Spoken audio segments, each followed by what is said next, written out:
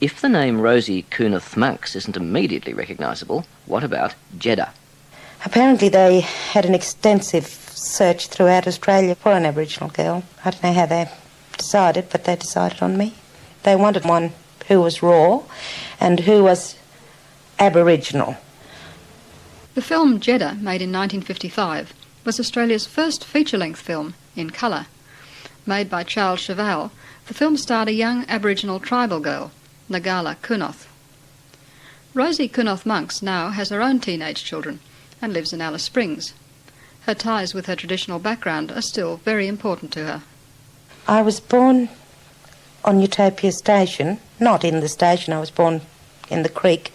I had an Aboriginal birth. My mother was a full-blood tribal person, and my father was part European. We more or less lived a gypsy existence because my father was a shearer, one of the very few in the territory, and we went from station to station with him whilst ashore. But our home base was always Utopia Station because that is my tribal people. Usually we lived out in the open. Sometime my father would put up a bough shed if we were going to stay for 3 months or more. But on the whole, it was just around. We had a truck which my father put everything on, and we moved, say from Utopia Station, we would move to Delmore Station, which is about 25 or 26 k's across, and from Delmore we would go on to McDonald Downs. But there was a cycle which my father did in his shearing. A big family?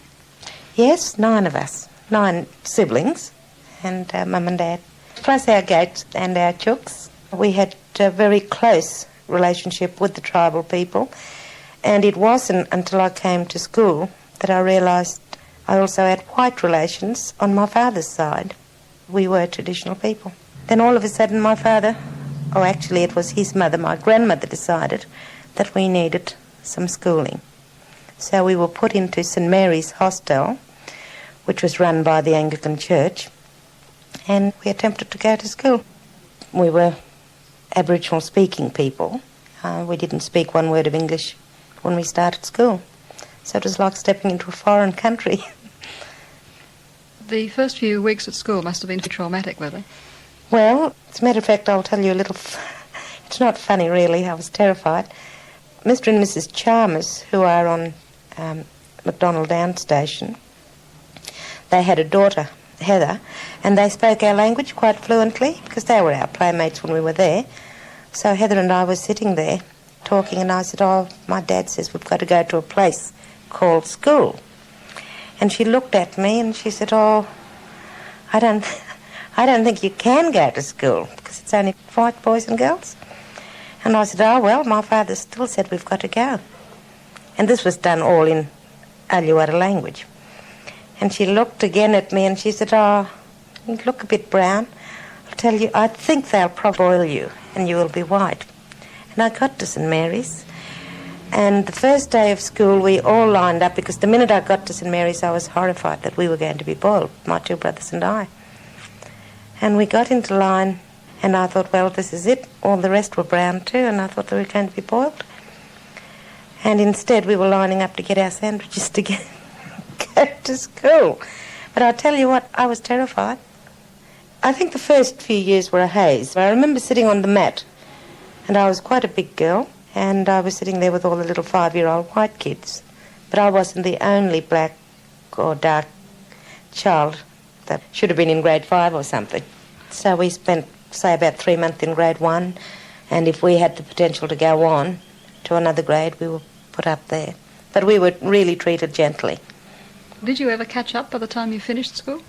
No, I don't think any of us did, unless you started, at kindergarten or something like this. I don't think we ever did. A lot of us took on studies as adults, if we were attracted to do so. And I only did. I took on especially English and maths because I couldn't express myself to begin with. And finding myself in a position where I had to be more or less on call to talk to people, especially white people, I had to do something about it. I was about 18 when I decided to leave Alice Springs. I've been to quite a few institutes trying to, especially just writing, public speaking. I've also done a lot of psychology, which I'm very interested in still. And the next thing I'd like to do, hopefully, is go back to community college here next year. And I want to get into writing. It's a long way from a creek bed, isn't it? Not necessarily. I think my bond is here, my piece of earth certainly is here in Alice Springs. And I think the two are beginning to be married, the age-old Aboriginal culture and the European. I think this is where it all comes together here. Certainly in coming together there's a lot of pain and heartache and so forth, but I think we can bring it together. Jedda was a film that intrigued both black and white audiences when it was shown in 1955. We did have the premiere of Jedda in Darwin, and Aboriginal people made both the leading man and myself realise for the first time that it was something special. It was a story about a full-blood Aboriginal child that was taken into care by a white woman who had just lost her child.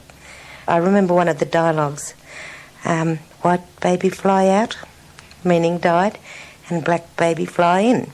And the white woman was going to look after the child just until they found an Aboriginal woman to take it. But of course, like anything else, she grew attached to it. And the story develops from there.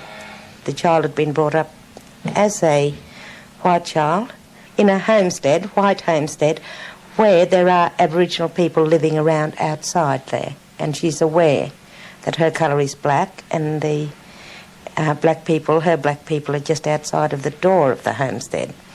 And she gets to this stage where she wants to find out more about her own people and her own race and learn to speak the language, but she's not allowed to. It's a very modern story then for that time. I think so. I think it's a struggle that certainly a lot of part Aboriginal people here in Central Australia have actually experienced. I think that's why it had wide appeal with the Aboriginal people. When were you aware that you had been chosen to star in a film? They came out to St Mary's Hostel, which is through the gap here, and they looked at all the girls. And I remember Mrs Chevelle coming up and saying to Deaconess Eileen Heath, this girl and this one, there was two of us. And she asked if we could be flown to a place called Coolibah Station, which is further up north from here. And next thing we knew, we were on a small plane heading out, and I was very sick on the first flight. And there was also another girl there, a third girl, and they made us do little scenes from the film in front of the camera. Shy? I mean, did that worry you at all? Oh, I was horribly shy. As a matter of fact, the two girls that were with me there, they were older than I was. One was from Sydney, and the other one, fortunately, was from St Mary's here. They used to tell me not to walk behind them. I wasn't a dog, but I walked with them. But I really was. I was terribly shy. But because we were on location, as they call it, as a family, that's the whole crew, we were together for so long. I think it was 6 or 8 months that we were out bush. You got to know the people, and the people got to know you. And I never ever got used to Bob Tadawali, who was the Aboriginal star. But Mrs Chevelle, the lady who cooked for us, who was a part Aboriginal lady from Sydney, Mary, and Harry Closter was a beautiful man. He was a middle-aged gentleman. Those people I got very close to, and Mr Chevelle. So in the end, I would do as they asked me. But every now and then I'd sulk. I sulked a lot, actually. So you were actually working on the film for all that length of time, 8 months. It's a long time. Well, it was more than 8 months, actually, because we had to go down to Sydney. But I lived with the Chevelles and was very protected and, you know. We've discussed the early part of the story. What happened in the later part of the story? Well, she's fascinated by an Aboriginal man that comes on the scene. And the Aboriginal girls, the house girls, tell her all about an Aboriginal man having the power to sing. By singing love songs, sing you to his side. And that's what happens. And he more or less kidnaps her, grabs her, and then there's a long story about their plight and the flight. And he tries to take her into other Aboriginal territories, and the Aboriginal group that he brings her to says no, because he's broken the rule by marrying a wrong-skinned woman. Skin meaning that she's not straight for him. She's not the right person. And from there, they both are pursued by the police, and it comes to a desperate end where he takes her life as well as his. Did you spend much time at the Catherine Gorge where that famous scene took place? No, not very much time at all. The famous scene actually was done at Canangra Walls, Blue Mountains. It wasn't done at Catherine Gorge at all. At that stage, of course, it didn't make any sense to me at all because you only did little bits here and there. And when I first saw the film altogether, I was horrified. What a horrible story. That must have been a fairly pivotal part of your life to have that happen to you at 16. Yes, I would say. But like I said, I had 9 siblings, and it's fantastic to have that close family. We're still very close now, all getting well over middle age. But just coming back after doing the film and coming back to my family, it was as though I'd never been away. It was lovely. Got back on the motorbikes and the horses out bush, and that was it. I only ever went to the premiere. Certainly after that I came back and was very involved in the church life here, and also with my family, and then making up my mind as to what I was going to do. And I did actually pursue that and took up Holy Orders for 10 years. And I think that was a stabilising force, thank goodness. But even in those days, I think we were far too isolated here to think about the glamour side of such things as making films. And to me, I didn't think it was glamorous. It used to terrify me. You caught the imagination of a lot of people in Australia, didn't you? It's a film that people remember. I think so, but I wasn't in the position to see the reactions of Australia. Bob Tadawali, the Aboriginal male star, certainly was exposed to it, but I wasn't. When I came back from making that film, I went straight out, back on the truck with Mum and Dad, shearing, and 1958 my mother died, and I took on my brothers and sisters for about 5 years. You've never lost contact with your own people at Utopia. Do you still visit family there? Oh yes, I've just come back from 14 months there, working there, and Aboriginal language is my first language and I still speak it fluently. And the joys of having my 2 girls out there and letting them see the other side of their culture. So I think that has been the stability of my existence.